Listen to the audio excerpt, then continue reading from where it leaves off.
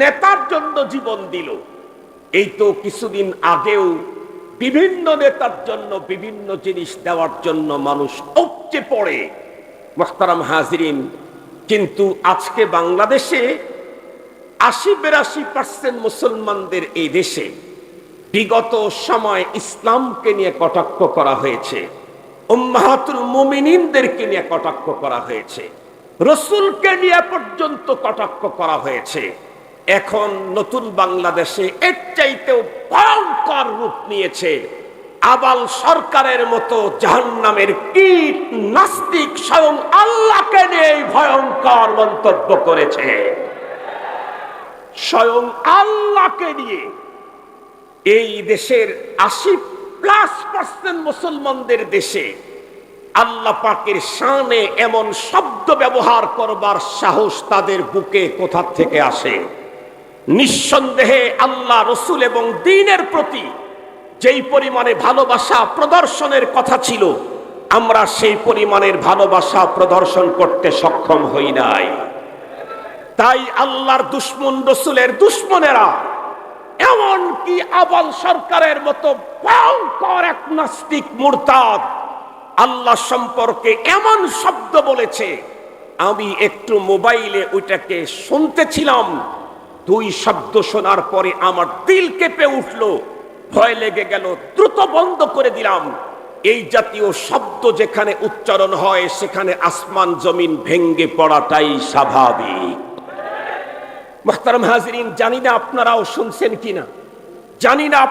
শুনছেন কিনা, যারা শুনেছেন তাদের অবস্থা 3 রকমের। কেউ তো হয়তো এই জাতীয় শব্দ শোনার সাথে সাথে শরীরের লোম দাঁড়িয়ে গেছে, শরীরের রক্ত চোখ এবং মাথা পর্যন্ত উঠে গেছে, কারো অন্তরের ভিতরে হৃদয়ে রক্তক্ষরণ হয়েছে। সে তো নিজেকে মুমিন বলে দাবি করার হক রাখেই। আর একদল এগুলি শোনার পরে তার ভিতরের কোন রকমের কোনো প্রতিক্রিয়া হয় নাই, তাহলে সেই লোক নিজেকে মুমিন বলে দাবি করার কোনো সুযোগ নাই। আর যেই মানুষগুলি এই জাতীয় আবাল তাবরদের পক্ষ অবলম্বন করেছে, নতুন দলের নেতা হোক আর পুরাতন দলের নেতা হোক, তাকে মুমিন বলার কোনো সুযোগ নাই। আমরা প্রত্যেকেই জানি বর্তমান বাংলাদেশ নানা সমস্যায় জর্জরিত। রাজনৈতিক অস্থিতিশীলতা, নানা রকমের অপরাধের ভয়ঙ্কর প্রবণতা, এর পাশে আরো একটা বড় ধরনের সমস্যা মাঝে মাঝেই বাংলাদেশকে রেড সিগন্যাল দিচ্ছে, সেটি হচ্ছে ভূমিকম্প। ভূমিকম্পের মাত্রা বেশ অনেক বেশি। গত জুমার আগের জুমাতে ভূমিকম্পে 10 জনের প্রাণহানির কথা শোনা গেছে, 6 শতাধিক আহত। অনেক বাড়িঘর বিধ্বস্ত, অনেক বিল্ডিং হেলে পড়েছে, অনেক বিল্ডিংয়ে ফাটল ধরেছে। এবং ভূমিকম্প ঘন ঘন হওয়ার কারণে ঢাকার ওল্ড টাউনের বিভিন্ন মসজিদ থেকে মুসলমানদেরকে বিশুদ্ধ তওবা ইস্তেগফারের আহ্বানও জানানো হয়েছে। এরপরে আবারও বেশ কিছু ভূমিকম্প আঘাত হানছে। ভূতত্ত্ববিদেরা রিপোর্ট করেছে, বাংলাদেশের জমিনের নিচে যে প্লেট আছে, এই প্লেটটা সরে যাওয়ার কারণে ভূমিকম্পের ঝুঁকি বেড়েই চলছে, এবং এটি যদি টোটালি সরে যায় তাহলে ভূমি ধস হতে পারে। এই জাতীয় একটা মেসেজ আমাদেরকে নাসার বিজ্ঞানীদের একটা ব্রাঞ্চ ইন্ডিয়াতে আছে, তারা এখন থেকে 16-17 বছর আগে দিয়েছিল। সেই সময় তারা আলটিমেটাম দিয়েছিল, তখন থেকে 96 বছর পরে তাদের গবেষণা থেকে বলেছে পৃথিবীর মানচিত্র থেকে বাংলাদেশ মুছে যাবে। কেমনে? জলবায়ু পরিবর্তন বিষয়ক যে প্রবলেম আজকে তামাম পৃথিবীতে, এটি যদি ঘুরে না যায়, মোড় না নেয়, ইউ টার্ন না করে তাহলে তাদের গবেষণায় পুরা বাংলাদেশের জমিন একসময় সমুদ্রে রূপান্তরিত হয়ে যাবে। এর মধ্যে এখন আবার ভূতত্ত্ববিদদের এই এক কঠিন এক মেসেজ আমি আপনাদেরকে জিজ্ঞেস করতে চাই। ভূতত্ত্ববিদেরা আমাদেরকে চমৎকার মেসেজ দিয়েছে, তাদেরকে ওয়েলকাম। তারা বলেছে জমিনের নিচে যে প্লেট আছে সেই প্লেটটা সরে যাওয়ার কারণে ভূমিকম্প ঝুঁকি বেড়ে যাচ্ছে এবং টোটালি সরে গেলে ভূমিধস হয়ে যাবে। তা আমি যদি জিজ্ঞাসা করি, তাহলে আপনারা সারা দুনিয়ার ভূতত্ত্ববিদ আর বিজ্ঞানীরা সকলে মিলে চেষ্টা তদবির করে প্লেটটাকে একটু টেনে টুনে যথাস্থানে স্থাপন করলেই তো আর ঝামেলা থাকে না। কিন্তু বলুন তো দেখি, তামাম পৃথিবীর সকল ভূতত্ত্ববিদ এবং সায়েন্টিস্ট যারা আছে, ইঞ্জিনিয়ার যারা আছে, তথ্যবিদ যারা আছে, সকলে সম্মিলিত প্রচেষ্টায় জমিনের নিচে যেই প্লেট আল্লাহ তাআলা প্রতিস্থাপন করেছেন তাদের কথাই বলছি, সেই প্লেটকে নড়ানো সরানোর যোগ্যতা পৃথিবীর সকলের মিলেও নাই। তাহলে এই ভয়ঙ্কর ঝুঁকি থেকে দেশ এবং দেশবাসীকে রক্ষা করবার পথ কি? আমি আপনাদেরকে সহজ একটা তারতিব বলি। আমি কোনো সায়েন্সের টিচারও না, ছাত্রও না, আমি ওগুলি পড়ি নাই। আমি আমার মতো করে আপনাদেরকে বুঝাই। বাংলাদেশে অনেক বড় বড় ব্রিজ আছে, অনেক বড় বড় সেতু আছে, যেই সেতুগুলি বাংলাদেশ একা নির্মাণ করে না, অন্য কোনো দেশের সাথে যৌথ চুক্তিতে নির্মাণ করে। যেমন বাংলা জাপান যৌথ ব্রিজ, বাংলা কানাডা যৌথ ব্রিজ, বাংলা চায়না যৌথ ব্রিজ, এবং সেখানে দুই দেশের পতাকাও আছে। 100 বছর 96 বছরে একটা চুক্তি থাকে। এই জাতীয় ব্রিজ এর বিম যে থাকে, বিম, এই বিমটা যেই পিলারের উপরে বসে, বিম আর পিলারের মাঝখানে একটা জিনিস তারা রাখে, তার নাম হচ্ছে প্লেট। এ কারণেই দেখবেন ব্রিজের উপরে গাড়ি যখন দাঁড়িয়ে যায়, দেখবেন গাড়ি তখন দুলতে থাকে। ভূতত্ত্ববিদের গবেষণা হলো, তারা যেমন বিম আর পিলারের মাঝখানে একটা প্লেট রেখে তার উপরে এটাকে রাখছে, ঠিক তদ্রূপ এই জমিনের নিচে একটা প্লেট আছে, সেই প্লেটের উপরে আল্লাহ জমিন রেখেছে। তো ঠিক আছে, মেনে নিলাম, সমস্যা তো নাই। কোরআন হাদিসের বিপরীত যেহেতু হয় নাই, আমাকে তসলিম করতে কোনো সমস্যা নেই।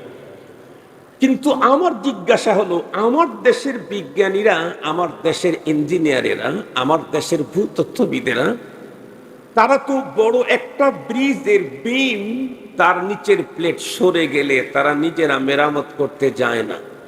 পারে না আমি তা বলি নাই, কিন্তু যায় না। তারা কি করে? যে রাষ্ট্রের সাথে চুক্তিতে এই ব্রিজ হয়েছে তাদেরকে সাথে সাথে ফোন করে কি বলে, ভাই 96 বছরের চুক্তি হলো, 10 বছরের পরেই আমাদের অমুক বিমের থেকে প্লেট সরে গেছে, এটা দ্রুত মেরামত করে দিয়ে যান। তারা তখন আসতে বাধ্য। কেন? 96 বছরের উপরে তাদের সিগনেচার আছে। তাহলে এদেশের ছোটখাটো ব্রিজ এর বিমের নিচের প্লেট সরে গেলে সেটাকে ঠিক করার জন্য যারা ওখানে প্রতিস্থাপন করেছে তাদেরকে ফোন দিয়ে যদি কাজ করতে হয়, জমিনের নিচের প্লেট যদি সরে যাচ্ছে, এটাকে যথাস্থানে স্থাপন করে ভূমিকম্প ঝুঁকি মুক্ত করতে চাইলে যিনি এটাকে বসিয়েছেন তাকে ফোন করার বিকল্প কোনো পথ নাই। তাকেই ফোন করতে হবে, তারে দিয়েই এ কাজটা সম্পাদন করতে হবে। আমার জিজ্ঞাসা হলো, রব এ জমিনকে স্থিতিশীল রাখার জন্য বিজ্ঞানীদের ভাষায় বলি নিচে প্লেট স্থাপন করলেন, সেই প্লেটটা সরে গেল কেন? কি বেশি বিল্ডিং হওয়ার কারণে, না বেশি নাচানাচি করার কারণে?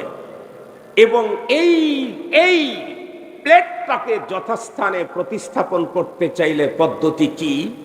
এই প্রসঙ্গে আমি আল্লাহর কোরআন থেকে আপনাদেরকে বলছি। সূরাতুত তাওবা 24 নম্বর আয়াতে কারিমাতে আল্লাহ তাআলা আমাদেরকে মেসেজ দিয়েছেন। আল্লাহ তাআলা বলেন, কুল ইন কানা আবাউকুম ওয়া আবনাউকুম ওয়া ইখওয়ানুকুম ওয়া আজওয়াজুকুম ওয়া আশীরাতুকুম ওয়া আমওয়ালুন ইকতারাফতুমুহা ওয়া তিজারাতুন তাখশাউনা কাসাদাহা ومساكن ترضونها أحب إليكم من الله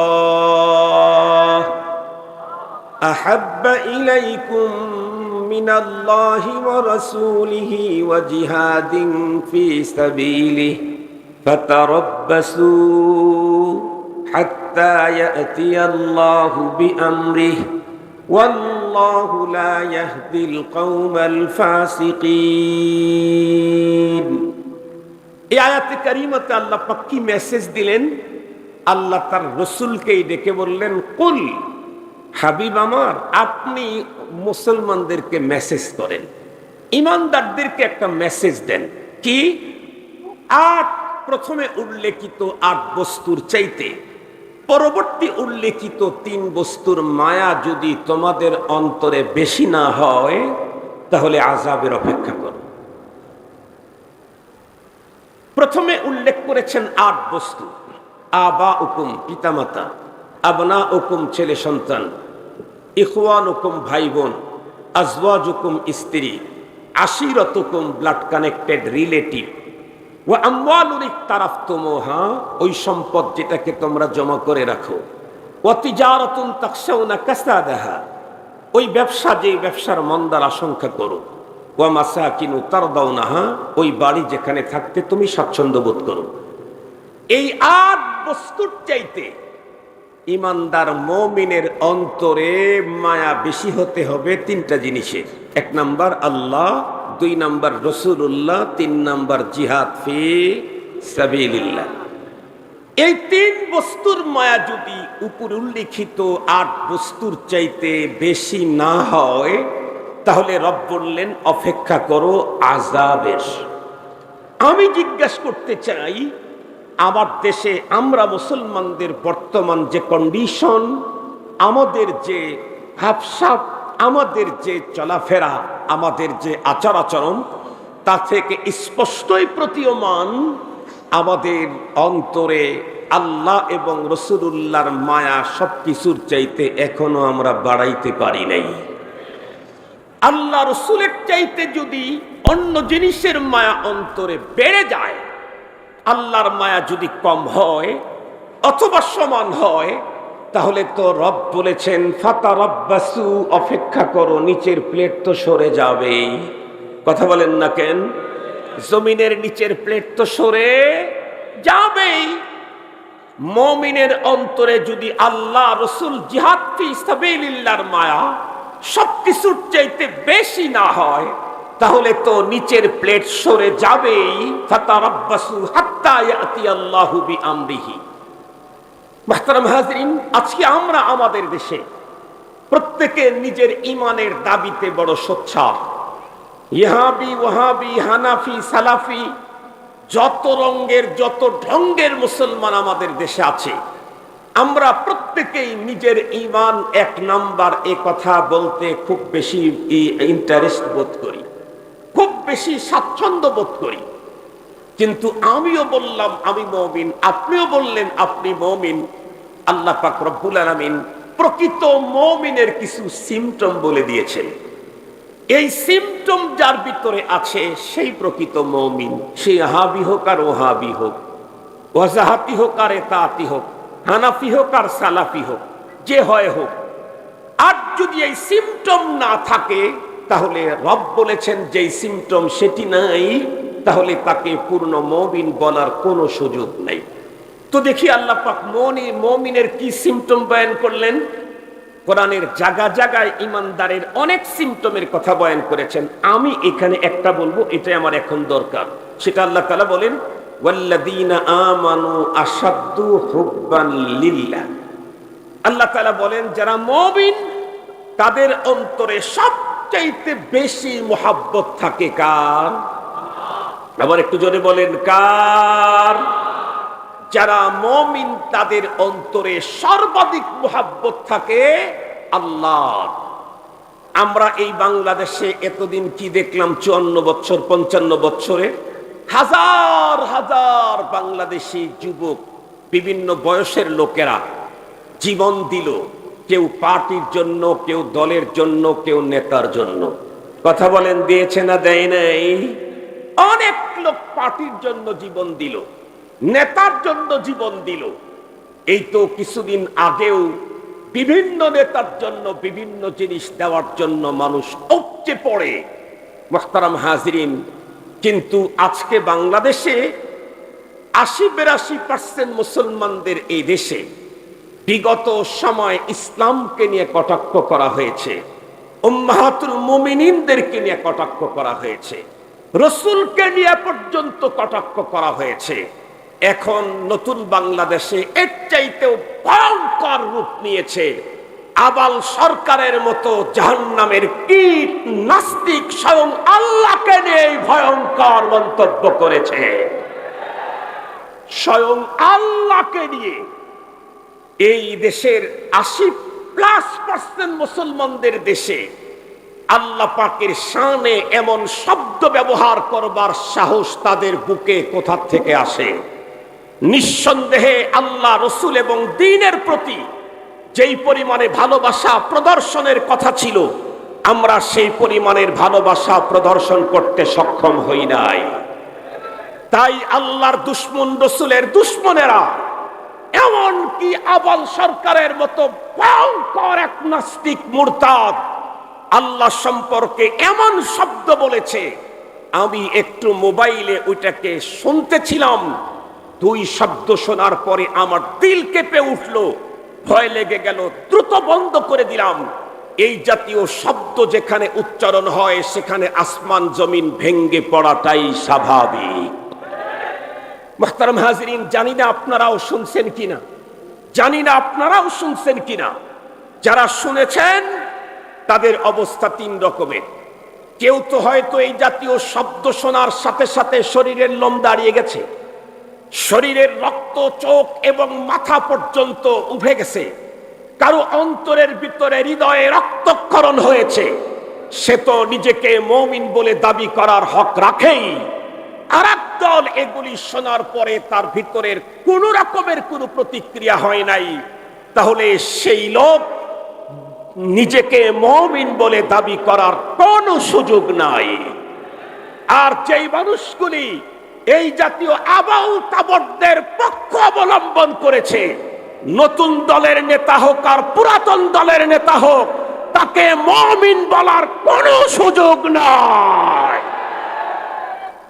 এই জাতীয় ভয়ঙ্কর নাস্তিকদের পক্ষ যারা অবলম্বন করে, নিঃসন্দেহে তারাও নাস্তিক, তারাও কাফের, তারাও মুরতাদ। আজকের নানুপুরের সমাবেশ থেকে স্পষ্ট বার্তা বাংলাদেশে, তাওহীদবাদ জনগণের পক্ষ থেকে স্পষ্ট বার্তা, স্বয়ং আল্লাহ বিরোধী বক্তব্যকারী সেই লোকের পক্ষ যারা অবলম্বন করেছে, তাদের সাথে তাওহীদবাদের কোনো জোটও নাই, তাদের বক্সে কোনো ভোটও নাই। ডাইরেক্ট আল্লাহর বিপক্ষে যারা অবস্থান নেয়, আল্লাহর সম্মানের বিরুদ্ধে যারা কথা বলে, তাদেরকে যারা সাপোর্ট করে, তাদের সাথে তাওহীদবাদ কোনো মুমিনের জোট হতে পারে না, তাদের বক্সে কোনো ভোট যেতে পারে না। যতক্ষণ পর্যন্ত জাতির সামনে তাদের পক্ষে কথা বলার কারণে ক্ষমা না চাবে, ততক্ষণ পর্যন্ত একটা তাওহীদবাদীর ভোট তাদের বক্সে পড়তে পারে না। মুহতারাম হাজিরিন, আমি যারা ওই আউল বাউল ফাউল আবালদের পক্ষে কথা বলে, তাদের সামনে খোদাই কয়েকটা মেসেজ শোনায় দেই। কারণ ওরা তো আল্লাহ সম্পর্কে, দ্বীন সম্পর্কে, ধর্ম সম্পর্কে পড়াশোনা করার টাইম পায় নাই।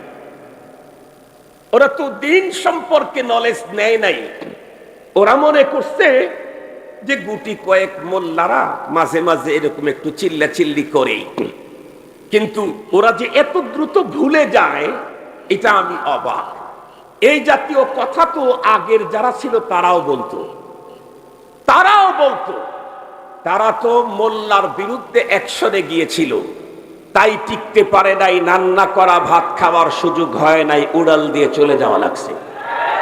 এখন তো আবুল তাবলরা তো আল্লাহর বিরুদ্ধে লেগেছে, এরা তো পাতিলই খুঁজে পাবে না। ও তো রান্না করতে পেরেছে, তুমি তো পাতিল খুঁজে পাবে না। তুমি কি মনে করছো এ পৃথিবীতে গুটি কয়েক মোল্লারাই আল্লাহর সৈনিক? তোমরা কি মনে করো শুধুই তাওহীদবাদী মুসলমান আল্লাহর সৈনিক? না, আল্লাহর সৈনিক সম্পর্কে তোমাদের কোনো ধারণাই নেই। আল্লাহ পাক বলেন, ওয়ালিল্লাহি জুনুদুস সামাওয়াতি ওয়াল আরদ, আমার সৈনিক আসমান জমিনে যা দেখো সব আমার সৈনিক। আল্লাহ পাক আরেক জায়গায় বলেন, ওয়ামা ইয়ালামু জুনুদা রাব্বিকা ইল্লা হু, তোমার রবের সৈন্য কতগুলি এ সম্পর্কে পৃথিবীর কারো কোনো ধারণাই নেই। আমি বললাম না, আল্লাহ বললেন, মা ইয়ালামু জুনুদা রাব্বিকা ইল্লা হু, রবের সৈন্য কত প্রকার কতগুলি এ সম্পর্কে পৃথিবীর কোনো মানুষের ধারণাই নাই। সিম্পল দুই তিনটা কথা বলে আমি আমার আলোচনা শেষ করে দিচ্ছি।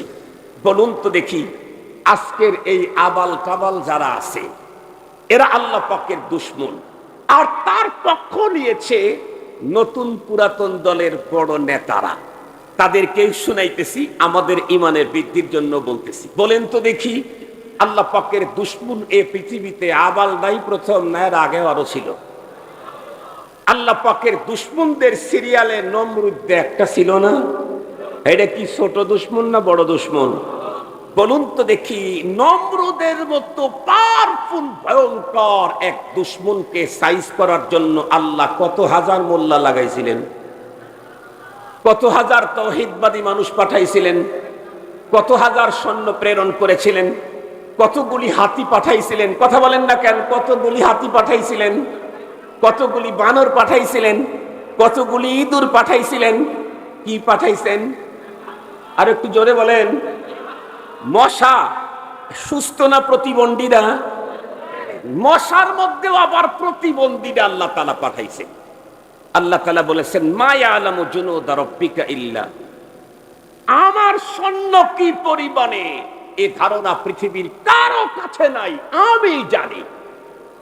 আমার নাকে যেই অক্সিজেন ঢুকতেছে, যার মাধ্যমে আমি বেঁচে আছি, এও আল্লাহর সৈনিকের কাজ করে। হুকুম পাওয়া মাত্র, কথা বলেন না কেন, হুকুম পাওয়া মাত্র অ্যাকশন শুরু। আমি যে খাদ্য খাচ্ছি, এ খাদ্যগুলি আল্লাহর সৈনিকের কাজ করে। হুকুম পাওয়া মাত্র কত মানুষকে না দেখলাম খানা খাইতে বসতে, এক লোকমা খানা ভিতরে একটু আটকায় গেছে, ডাক্তার পর্যন্ত যাওয়ার টাইম। কথা বলেন না কেন, টাইম। কার সাথে যুদ্ধ করতে যাও? আবালের দল। এই আবালের পক্ষে আবার এত বড় বড় আবাল, বুঝেন না? আবাল আমার সিরাজগঞ্জের আবাল বলতেছি, যে চট্টগ্রামের আবাল বলি নেই। সিরাজগঞ্জের আবালের তর্জমা আমি এখন করব না। আল্লাহ পাক ভয়ঙ্কর আল্লাহর দুশমন নমরুদকে সাইজ করার জন্য একটা মশা ব্যবহার করেছেন। এই আবাল আর তার পক্ষে অবলম্বনকারীদের জন্য কোনটা যে ব্যবহার করেন, অপেক্ষার প্রহর গুনতে থাকো। শুধু কি তাই? যখন যারে চান তারে দিয়েই আল্লাহ সৈনিকের কাজ নেন। রাসূল করিম সাল্লাল্লাহু আলাইহি ওয়াসাল্লামের যত শত্রু ছিল, তার ভিতরে সবচেয়ে ভয়ঙ্কর শত্রু ছিল নবীজির আপন চাচা। নামটা যেন কি? আবু লাহাব। আবু জেহেল না, আবু জাহাল তো প্রতিবেশী চাচা। আমাদের সিরাজগঞ্জে একটা কথা আছে, এটা আপনারা বুঝবেন কিনা জানি না। সিরাজগঞ্জের একটা কথা আছে, নাড়ার খেতে বিয়াইছে গাই, সেই সম্পর্কে খালাতো ভাই। তার মানে জমি থেকে ধান কেটে নিয়ে আসলে ওইখানে ছোট ছোট কিছু খড় থাকে না, এই জমিটাকে বলা হয় নাড়ার ক্ষেত। বিয়াইছে গাই মানে গাবি সেখানে প্রসব করছে। তো গাবি আসলে ক্ষেতওয়ালার না, জমিওয়ালার না, কিন্তু তার জমিতে এটা বিয়ে মানে প্রসব করার কারণে এখন জমিওয়ালার খালাতো ভাই হয়ে গেছে। আবু জাহেল নবীজির চাচা, ওই নাড়ার খেতে বিয়াইছে গাই, সেই সম্পর্কে খালাতো ভাই। কথা বুঝাইতে পারছি? এই মানের চাচা, মূল চাচা হলো আবু লাহাব। একদম ডাইরেক্ট আবু লাহাব আব্দুল মুত্তালিবের পোলা। সবচেয়ে বেশি ভয়ঙ্কর রাসূলের দুশমন, আল্লাহর দুশমন। একবার শামে ব্যবসা করার জন্য প্ল্যান নিয়েছে, শামে যাবে। এর মধ্যেই তার ছেলে, প্রত্যেকটা ছেলেই এক্সপার্ট যারা, তারা চায় বাবা কোন কাজ করলে একটু বেশি খুশি হয়, তাহলে আমার আমল নামা ভারী হবে। আমল নামা ভারী হবে মানে বুঝেন তো? এই ভাই বুঝো নাকি আমল নামা ভারী হওয়ার মানে তো বুঝো। ও চিন্তা করলো শামে যাব, 1-2 মাস ব্যবসায় থাকবো, এতদিন পর্যন্ত মুহাম্মদ সাল্লাল্লাহু আলাইহি ওয়াসাল্লামকে কষ্ট দিতে পারবো না, তা হয় না। এমন একটা আঘাত করে যায় যাতে এই আঘাতের জের 2-4-6 মাস পর্যন্ত চলে। জারাহাতুস সিনানি লাহালতিয়াম ওয়ালা ইয়ালতামু মা জারাহাল লিসান। এ কারণে আবু লাহাব তার ছেলে আবু লাহাবকে বলল, আব্বা একটু ওয়েটিং এ থাকেন, আমি একটু মুহাম্মদ সাল্লাল্লাহু আলাইহি ওয়াসাল্লামকে কিছু বলে আসি। যা বেটা যা যা। যা পয়গম্বর সাল্লাল্লাহু আলাইহি ওয়াসাল্লামের সামনে এমন এমন ভয়ঙ্কর শব্দ আল্লাহর শানে বলতেছে, নবীজিকে বলতেছেন আল্লাহর শানে। কেন? নবীজি তার নিজের বুকে নিজের শরীরে আঘাত করলে সেটা নবীজি সহ্য করে নেন, কিন্তু রবের বিপক্ষে কথা বললে এটা নবীজির সহ্য করা সম্ভব না। ভয়ঙ্কর ভয়ঙ্কর শব্দ দিয়ে পয়গম্বরের অন্তরটাকে ক্ষত বিক্ষত করে দিচ্ছে। মুহূর্তেই পয়গম্বরের চেহারা পরিবর্তন, ব্যথার কারণে চোখ থেকে অশ্রুর ফোঁটা মুক্তার দানার মতো গাল বেয়ে দাঁড় বেয়ে বেয়ে পড়তেছে। নবীজির অন্তরে হৃদয়ে রক্তক্ষরণ, নবীজি যেন দুমড়ে মুছতে যাচ্ছেন, কিন্তু এই মুহূর্তে অ্যাকশন নেওয়ার মতো কোনো সুযোগ নেই।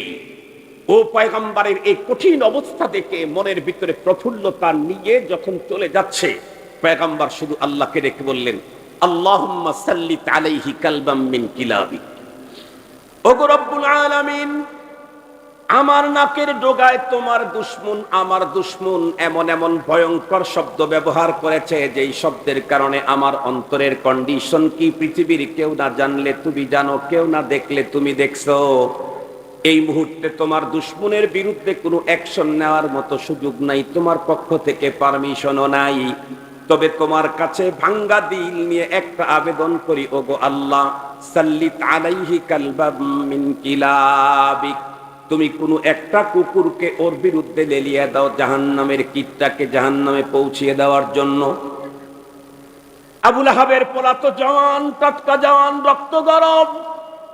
আপনারা তো বিগত দিনে দেখেছেন, আমাদের দেশের কোন যুবক বন্ধুরা, আমার রক্ত জোয়ান জীবন যদি অত্যন্ত কঠিন থাকে, এরপরে যদি পাওয়ার পার্টির লোক হয়, তাহলে মোল্লা টোল্লা তো দূরের কথা, আজরাইলকেই বেল দিতে চায় না। বিগত সময়ে ভাবটা এমন ছিল না। এই লোকটাও তো নেতার ছেলে, এরপরে টাগরা জওয়ান। পয়গম্বরের কথা সে তার কানের ভিতরে নিল না, আমলে নিল না, এক পর্যায়ে চলে গেল। আবু লাহাব জিজ্ঞেস করলো, কি রে কিছু বলছিস না? কি বলে? এমন বলা বলছি, পৃথিবীতে মুহাম্মদকে এই জাতীয় আক্রমণ কেউ হয়তো করতে পারে নাই, আমি ওর উপরে আক্রমণ করি নাই, তার রবের ব্যাপারে ভয়ঙ্কর ভয়ঙ্কর কথা বলেছি। তারপরে কেমন হলো বলে চোখ থেকে পানি ঝরলো, চেহারাটা কত সুন্দর মলিন হয়ে গেল। সে শোকে কাতরে দুমড়ে মুছতে যাচ্ছে, সহ্য করতে পারতেছে না। জিজ্ঞাসা করে, এরপরে মুহাম্মদ তোকে কোনো কিছু বলছে না? কি বলে? হ্যাঁ, একটা শব্দ বলতে শুনলাম। কি বলেছে? আল্লাহুম্মা সাল্লিত আলাইহি কালবাম মিন কিলাবিক। আল্লাহ, তোমার একটা কুকুরকে এই জাহান্নামের কীটের বিরুদ্ধে লেলিয়ে দাও। এ কথা বলতেই আবু লাহাব উত্তর করলো, তাহলে তো সর্বনাশ, মুহাম্মদ সম্পর্কে তোদের কোনো ধারণা নাই। মুহাম্মদ যেটা বলে দুনিয়াতে সেটা ঘটেই যায়, কেউ রোধ করতে পারে না। আবু লাহাবের মতো ভয়ঙ্কর, আল্লাহ তার রাসূলের দুশমন, সে পর্যন্ত এই ইয়াকিন তার ভিতরে, মুহাম্মদ যা বলে তা ঘটেই যায়, পৃথিবীর কেউ তা রোধ করতে পারে না। আর আমাদের দেশের নতুন নতুন আবু লাহাবের চামচারা হুজুরদেরকে নিয়ে, নবী রাসূলদেরকে নিয়ে টিটকারি করে। কথা বলেন না কেন? কথা বলেন না কেন? তোর বাবায় কোন ধারণা রাখছে সেটা অন্তরে পোষণ কর। একটা পর্যায়ে বন্ধুরা আমার স্বামীর পথে রওনা করলো। পথগুলি চলতে চলতে চলতে চলতে বহুদূর পর্যন্ত যাওয়ার পরে রাত্রিকালীন রাত্রি যাপনের জন্য প্রয়োজন হলো এক জায়গায় তারা তাঁবু করবে। যখনই তারা তাঁবুর কার্যক্রম করতেছিল, বন্ধুরা আমার, ওই অঞ্চলের এক পাদ্রী তাদেরকে ডেকে জিজ্ঞেস করলো, তোমরা কারা, কোথা থেকে এসেছো? মক্কা থেকে এসেছি। কোথায় যাবে? আমরা শামে যাব। এখানে কি করছো? বলে রাত্রি যাপন করব। পাদ্রী তখন উত্তর করলো, এইখানে কেন তোমরা রাত্রি যাপন করার জন্য দাঁড়ালে?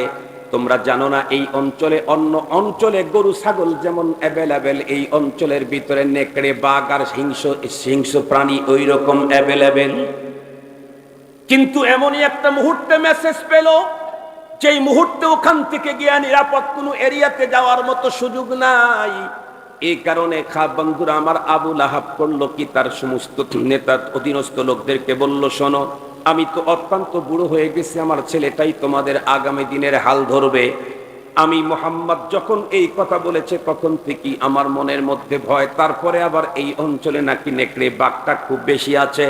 তোমাদের প্রত্যেকের মাল সামানাগুলা এক জায়গায় জমা করো, অনেক বেশি উঁচা স্তূপ করো, এরপরে এর উপরে আমার ছেলেটাকে বিছানা করে সেখানে শোয়া দাও, আর চতুর্দিকে তোমরা ঘুমিয়ে পড়ো, আমিও তোমাদের পাশেই ঘুমিয়ে পড়লাম।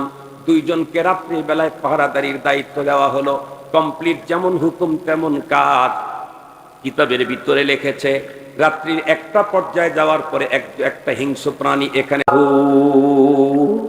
রবের সৈন্য কোথায়, কোন জায়গায়, কেমনে, এই আইডিয়া, এই ধারণা পৃথিবীর কারো নাই, একমাত্র আল্লাহ ছাড়া। আল্লাহ পাক ওকে ইনফরমেশন করে দিয়েছে। এক পর্যায়ে বন্ধুরা আমার, প্রতিটি মানুষের মুখের সঙ্গে নাক লাগায় শোকে চলে যায়, চতুর্দিকে ঘুরতে ঘুরতে না সবার মুখের সঙ্গে নাক লাগাইলো না, পায় না, তাদের টার্গেট নেই। বন্ধুরা আমার, হিংস্র প্রাণী চিন্তা করলো, কিরে এত উঁচাই উপরে কি? প্লাং দিয়ে যখন উপরে উঠলো, দেখে ওইখানে একজন ঘুমিয়ে আছে, তার মানে এটাই তার টার্গেট।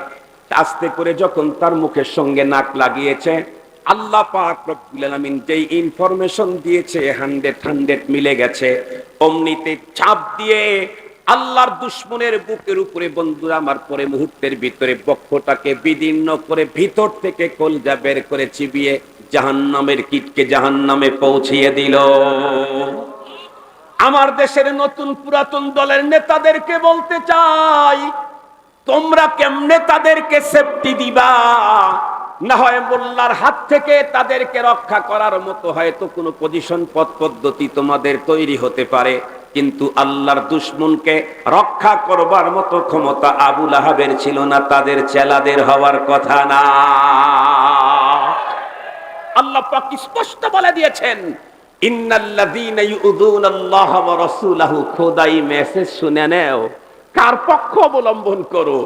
ইন্নাল্লাযীনা ইউযুনাল্লাহা ওয়া রাসূলাহু, নিঃসন্দেহে যেই মানুষগুলি আল্লাহ এবং তার রাসূলকে কষ্ট দেয়, লাআনাহুমুল্লাহু ফিদ দুনিয়া ওয়াল আখিরাহ।